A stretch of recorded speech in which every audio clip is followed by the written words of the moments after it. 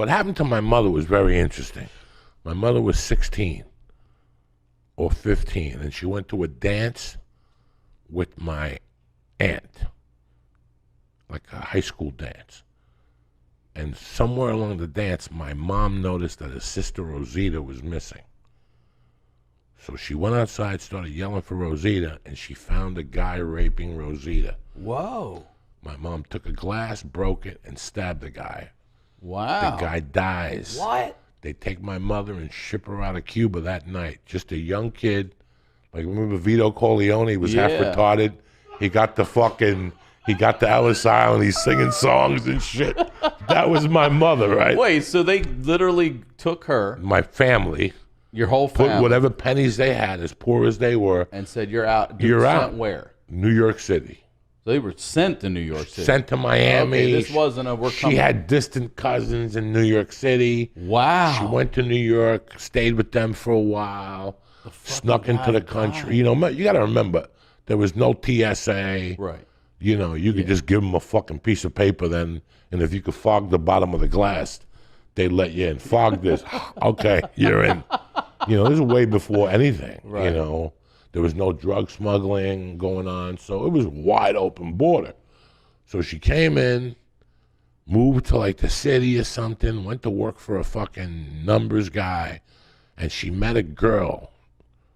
And her and that girl became partners. Like they were a team for a couple of years. And doing what? Running numbers? Running numbers. And then her and my dad met in New York. But they went back to Cuba because my grandmother was sick. So when we were in Cuba, my mom had my sister, who was about 4 years older than me, and me. Then something went down. Like, I couldn't get all the accurate stories. I get bits and pieces from my uncle. He's 80 and he lives in Glendale, and I just went to a Dodger game with him. That's your source? So, but whenever I ask him something, he tells me a little bit more than I want to know. So I stopped asking him shit. You know what I'm saying? So I had to stop. So then they came back, and my mother used that girl's name to get back into the States. When my mother went back to Cuba, she went back as a lady named Sophia Cecilio. She was a Puerto Rican woman. That was the mother of the girl my mom hung out with. Okay, all right. Okay, so then my mom came back. My dad died a few months later, and here we are on 89th Street. We're probably four. So I was probably 4.5. And then that apartment got raided. For what? What were they Numbers. looking for? Numbers? It was a shakedown. I still remember the cops sitting me down on the couch. Really?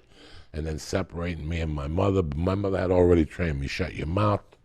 You don't know nothing. You know, my mom was already training me in a way that I didn't know. And then my mom had a bag with cash and all the numbers receipts. So what happened was my mom had the building wired. The landlord called. And I answered. It was like 8 a.m, and they're like, the cops are on their way up. So I woke my mother up. My mother got up, went in the closet, and took a bag out, the receipts and the cash. Went to the kitchen. There was a balcony under her, an old lady. She would duke the old lady like 50 a week. And she threw the bag under. The bag landed on the second floor on her balcony. The cops rushed in. There was nothing to arrest my mother for. But I still remember my mom being handcuffed and me sitting on a couch.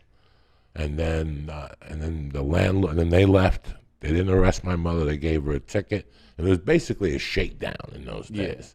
If they find 10 G's, they take 6 of it. And they leave you 4, and you don't go to jail.